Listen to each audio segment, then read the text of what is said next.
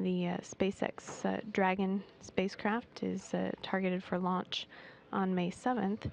And to talk about the progress and milestones leading up to launch, we have on the phone with us from the Kennedy Space Center, Mike Horkachuk, who is NASA's project executive for SpaceX. Good morning, Mike. How are you? I'm doing good.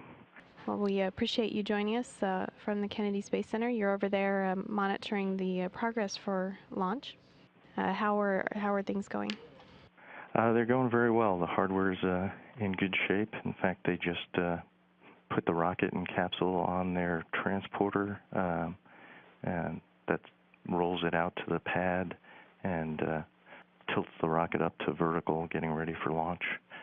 So in the last few days, they've done the final closeouts and checkouts of the Dragon spacecraft and fueled the Dragon spacecraft and have a good fuel load.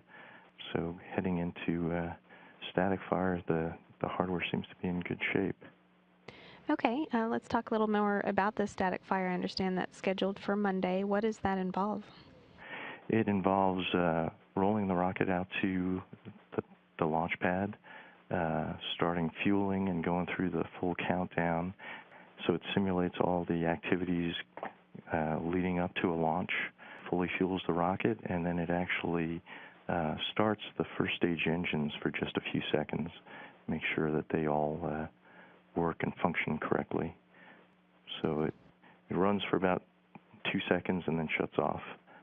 It'll check out all the automated procedures and software that the vehicle has leading up to the final launch. Since we have an instantaneous launch window for this flight, they want to make sure that everything's working correctly and we don't have any glitches at the last second.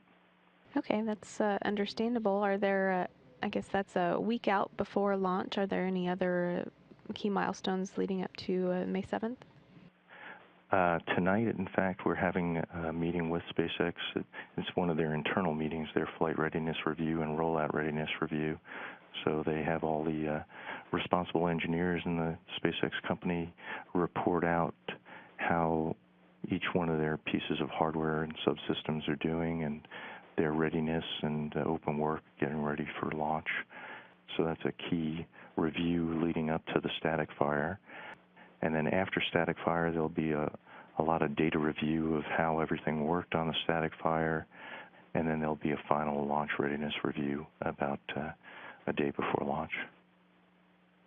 It sounds like technically the hardware is getting ready and there's progress towards the launch after it was delayed earlier this week. They had been targeting Monday for launch, but now May 7th is the target, right?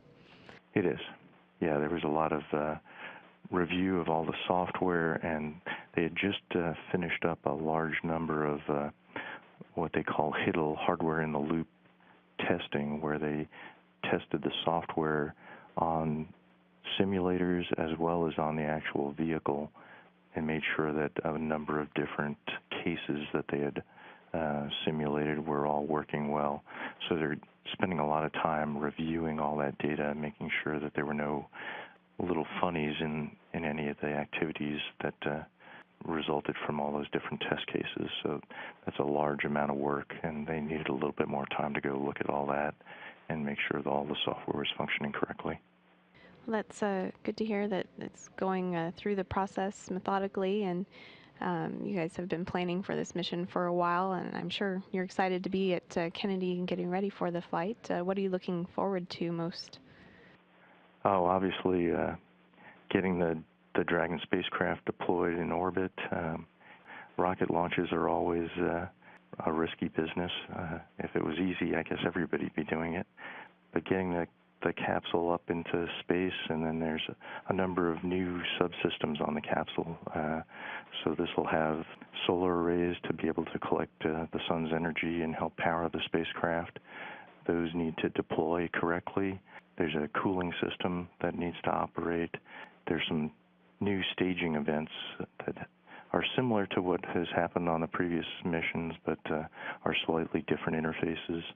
And then all the software, this is a fully redundant 3-string avionics system on this vehicle, making sure that all those components work well together as well as in the space environment. all going to be critical to being able to come in and berth to the space station. Yes, it sounds like there are several steps along the way that people should stay tuned for and monitor the progress of the mission. And I'm sure we'll hear from you and other folks along the way of how that's going. Thank you for joining us this morning. I'm sure, again, we'll hear from you again here on NASA Television, and hope all goes well down there at the Kennedy Space Center. Thank you. I was looking forward to it.